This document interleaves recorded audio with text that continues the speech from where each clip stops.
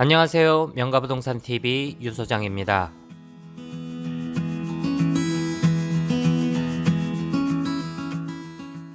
시골집, 전원주택을 매도하는 경우 대부분 등기부상의 토지와 건물만을 매도하는 것이 아닌 소형 컨테이너 및 각종 시설물과 도구 등을 함께 덤으로 매각하는 경우가 대부분입니다.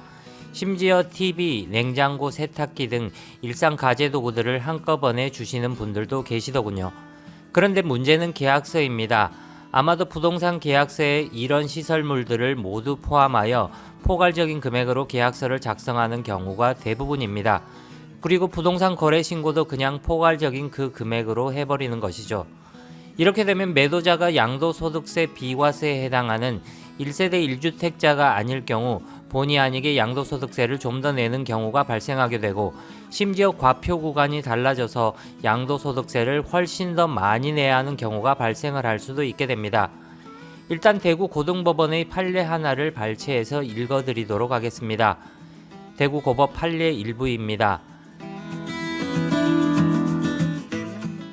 부동산 거래 신고법에 의하면 부동산이란 토지 또는 건축물이고, 부동산 등이란 부동산 또는 부동산을 취득할 수 있는 권리이며, 거래 당사자는 부동산의 매매 계약 등을 체결한 경우 그 실제 거래 가격 등을 그 권리의 대상인 부동산 등의 소재를 관할하는 시장, 군수 또는 구청장에게 공동으로 신고하여야 한다. 앞서 본 바와 같이 이 사건 매매 목적물은 이 사건 부동산과 이 사건 설비인데, 이 사건 설비는 부동산이 아니라 동산이므로 부동산 거래신고법 제3조 소정의 신고 대상이 아니라고 할 것이니, 원고와 피고는 부동산 거래신고법에 의하여 거래가격을 신고함에 있어서 이 사건 매매대금 중 이 사건 설비대금을 제외한 나머지, 즉 이 사건 부동산의 대금만을 신고할 의무가 있다. 판례를 살펴보니 감이 좀 오셨으리라 여겨집니다. 통상 부동산이라고 하는 것은 토지와 그것에 정착된 건물 등 다른 곳으로 옮길 수 없는 재산을 의미합니다. 즉 부동산 또는 부동산 등을 취득할 수 있는 권리가 부동산 실거래가 신고 대상이며, 이동이 가능한 각종 설비 등은 부동산 거래 신고 대상이 아니라는 것입니다. 따라서 부동산 거래 시 매도자와 매수자는 상호 협의하여 적정한 부동산 가격을 정하고, 부동산이 아닌 이동 가능한 각종 설비나 제품 등에 대해서는 특약을 정하여 별도의 비용을 산정하는 방식으로 계약을 하는 것이 좋습니다.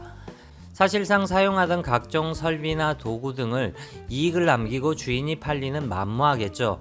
오히려 매도자의 경우 손해를 보고 넘겨주는 각종 시설물들일 테니 이런 것들로 양도 차익이 생길 일은 거의 없을 듯합니다. 따라서 계약서에는 부동산 매매 가액을 적고 특약상에 별도로 각종 동산의 시설물 가액을 산정하여 부동산 매매 대금과 별도로 주고받는 것이 양도를 하는 분의 입장에서는 보다 유리할 것이라고 여겨집니다. 다만 시세 대비 부동산 가액을 지나치게 낮게 잡고 시설물 가액을 너무 높여 자칫 다음 계약의 소지가 되는 일은 없도록 각별히 주의를 하셔야 할 것입니다. 매매 거래에 참고하시기 바랍니다. 지금까지 명가부동산TV 유소장이었습니다. 조금이라도 도움이 되셨다면 좋아요와 구독 꼭 눌러주시기 바랍니다. 감사합니다.